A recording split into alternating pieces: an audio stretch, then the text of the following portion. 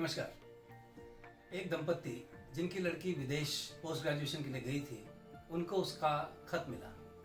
उस खत में बेटी ने लिखा था कि डियर पेरेंट्स, मैं जानती हूँ अब आप 2 साल बाद मेरे घर आने का इंतज़ार कर रहे हो, लेकिन मुझे बड़ा दुख हो रहा है ये बताते हुए कि मैं घर वापस नहीं आ पाऊँगी।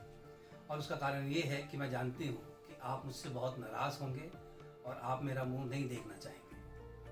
दरअसल हुआ ये है कि मैं जब यहाँ कोर्स करने आई तो मुझे एक लड़के से प्यार हो गया पिछले साल, और हम एक दूसरे के बिना नहीं रह सकते थे। तो हमने डिसाइड किया और हमने शादी कर ली, और अभी 3 महीने पहले हमें बेटा भी हुआ है। मैं जानती हूँ आपके लिए ये खबर बहुत दुखदायक है, आप इन चीज़ों को मान्यता नहीं देते, आपको ये सुन के बहुत दुख होगा और आप मेरा मुंह नहीं देखना चाहेंगे।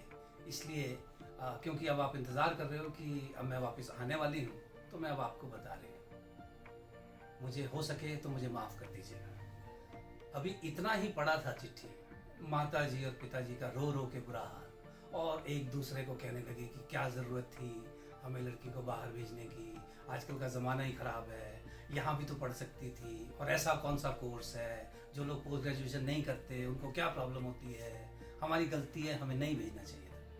अभी वो अपना ये थोड़ा विलाप वगैरह कर ही रहे थे, तो पिताजी ने कहा कि अच्छा चिट्ठी तो पूरी पढ़ो। तो जब उन्होंने चिट्ठी का अगला पेज पलटा तो उस पर बेटी ने लिखा था कि मैं आपको एक बात और बताना चाहती हूँ, अभी अभी आपने जो पहले पेज पर पढ़ा है वो सच नहीं है। सच ये है कि मैं एग्ज़ाम में फ़ेल हो गई, और मैं जानती हूँ आपके लिए पढ़ाई और ये सब चीज़ें कितना महत्व रखती हैं। तो मुझे अब समझ नहीं आ रहा है कि मैं फ़ेल होके आपको अपना मुंह कैसे दिखाऊं। तो अगर आप चाहते हैं कि मैं वापस आऊं तो कृपया मुझे फ़ोन करें। अब जैसे ही ये दूसरा भाग चिट्ठी का पढ़ा तो पेरेंट्स के चेहरे पर खुशी, आप सोच सकते हैं, फेल होने की खबर सुन के पेरेंट्स के चेहरे पर खुशी, और वो एक दूसरे को खुशी में उन्होंने एक दूसरे को गले लगाया और कहा कि ले बेवकूफ़, इतनी सी बात पे परेशान हो रही है। और इमीडिएटली उन्होंने बेटी को फ़ोन किया कि बेटी, इसमें इतनी परेशान होने की क्या बात है, पास फेल तो लगा रहता है, तू वापस आ जा, तू तो हमारी राजकुमारी है। इस स्टोरी को बताने का मेरा मतलब ये है कि आप ज़रा इसमें से ज़रा अगर सोचें तो आपको पता चलेगा कि हमारे साथ भी कहीं ऐसा ही होता है।